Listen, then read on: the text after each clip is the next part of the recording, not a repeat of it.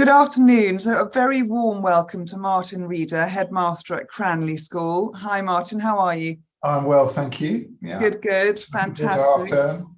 Yeah, absolutely. Are you on half term yet? No, Wednesday. Okay, so you've got a bit of a way to go. Yeah. Martin, who or what led you down the educational path? Well, it was interesting, really. I'd had a year out before I went to university working in the city because I thought that was what I was going to do. And it put me off. I all the way through. And then I wanted to be a children's television presenter. Right. But that wasn't really realistic, though in some senses I'm doing something quite similar. But reality, I decided I wasn't going to be an academic. Teaching began to appeal because it was something which combined my love of English and my love of sport. And I thought I could do both. I had some friends that had just started and were loving it. And I thought, well, let's give it a go. And I started off as a graduate assistant at Teddy's, just seeing how it went. And that was it. I was captured. Oh, that's a great tale. And you started off, I think I'm right in saying you were deputy head at Reigate Grammar for a period of time, and then moved to Wellington School in Somerset for 8 years. 8 years, yeah. Yeah, and you became head at Cranleigh in 2014. 14, yeah. Okay. And what do you think shaped you as a head? I mean, those roles previously and obviously you've now been at Cranleigh for what is about sort of 8 years or so. I think a couple of things. I think it wasn't so much those roles as the early experiences. So at Teddy's and where I started, and then at Oundle. And I'm a grammar school boy. I've never experienced boarding. And I fell in love with the fullness of a boarding environment and that ethos, which is about the breadth of a child.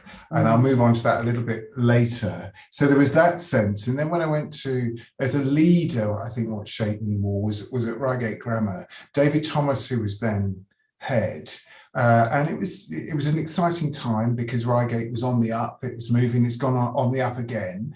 And I think together as a team, we were very much part of that new initiative. At every meeting, David would say, pupils first, tapping the table as he went. And, you know, that really struck me as what we have to do in everything. And so that sense of a broad ethos and pupils first has been what I've tried to do. The one thing that Reigate Grammar didn't give me was boarding. It gave me that exposure to day students and their parents and their families, which was very necessary at Wellington, which was 20% boarding, 80% day. But moving back to Wellington, I felt, okay, I've come back into what I want with a boarding school environment. But I think what has really shaped me across all of them is that, and it's really important now, is I am very anti the academic hothouse, and I'm very anti being select. For me as a person, other schools and other leaders will do their own thing, but for me, it's always been about, you know, a combination of high academics, but with the breadth, so that we don't say to twins, yeah, you're bright enough, but you're not. My children, I had a 98. And 138. And I've loved the fact that the schools I've worked in and the schools I lead cope with that full range. Sure.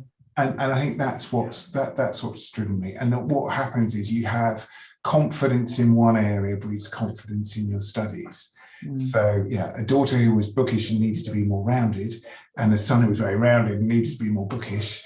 And it's worked, and that's what I love, because in boarding schools you're about community first and foremost. So yeah, that's the journey.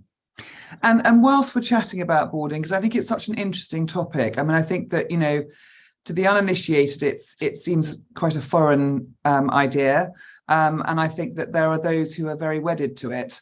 I'm interested to know how you think that boarding itself has evolved, and whether, I mean, I think I know the answer, but how relevant you think it is today.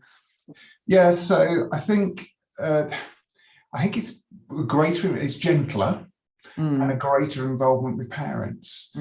So it really was very much a full boarding experience. The idea was you sent your kids away, and now what it is you embrace it.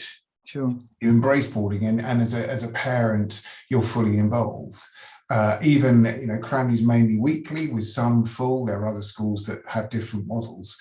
But that sense in which they have the time to do everything that they love during the week without pointless journeys in cars and trains and buses for 45 minutes there and back each day, time to do the things they love, time with their friends, but with that sort of sense of pastoral care that's really evolved. And I think one of the things that's really changed is how older pupils see it as their responsibility to look after younger pupils. And I inspect a lot of boarding schools as well, and I see this all the time, where the older ones say, right, it's our responsibility. The child's a bit homesick, let's look after them. And the first time I was in the boarding house here was just after leave weekend, and sixth form boys came into matron and said, fourth form a bit wobbly, we got any sausages left, we'll do a barbecue.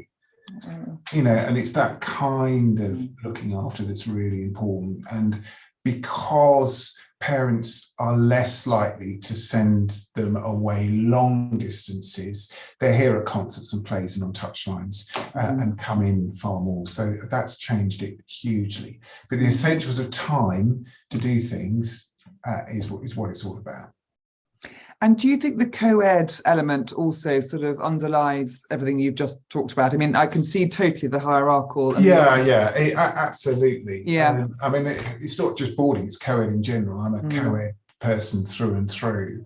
I tend to actually talk about it in terms of mutual, meaning mutual rather than mixed, because I think that sums up what it's all about. Because men and women are going to have to work together, live together, be led by each other all the way through.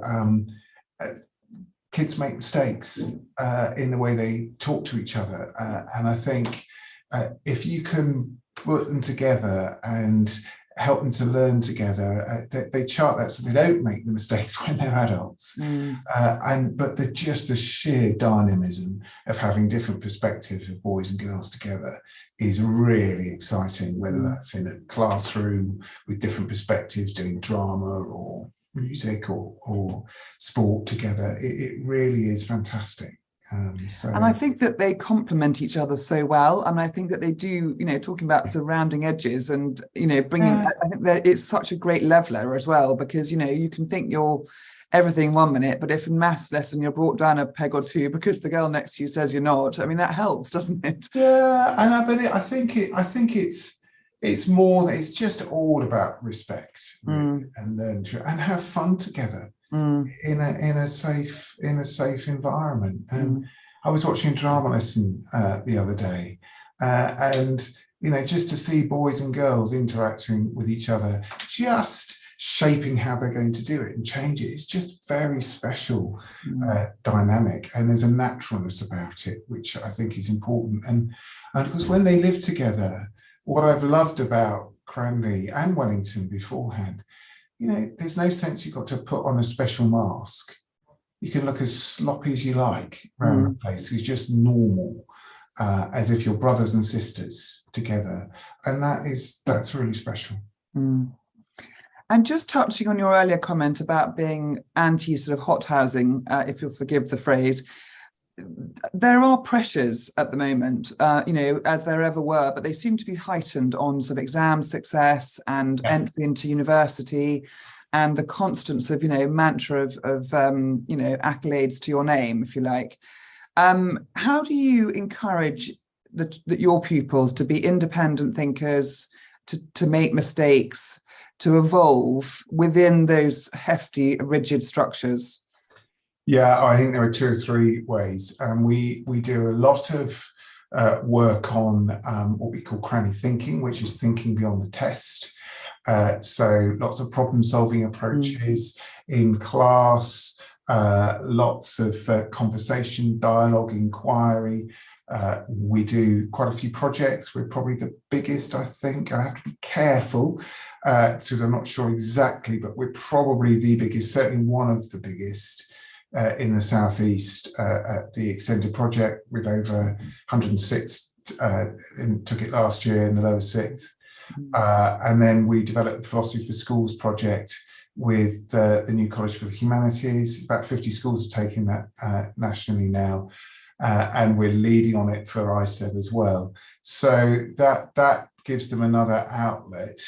But above all, our parents have been fantastic in supporting us on in the belief that the co-curricular is really important. So whereas some parents are nagging their sports staff not to take teams on a Saturday because of exams pressures, ours join us in the message, no, it's really good for your mental health to be out in the afternoon and playing on a Saturday afternoon and doing that. And so making sure we have that whole balanced program so that they've got other things that will distract them is really important, and just lots of well-being around them all the time.